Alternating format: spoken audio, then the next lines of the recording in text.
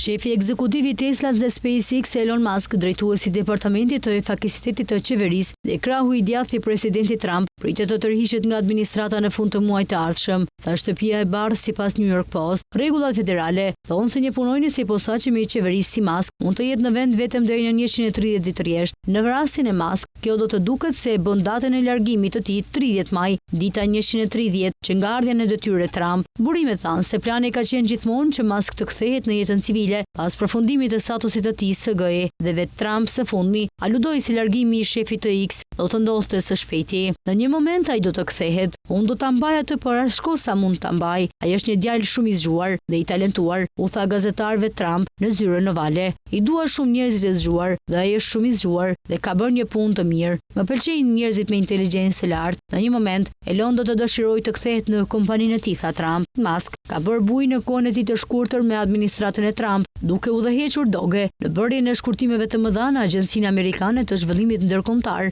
dhe Departamentin e Arsimit, si dhe në Byronë e Mbrojtjes Financiare të Konsumatorit dhe Administratës së Sigurimeve Shoqërore.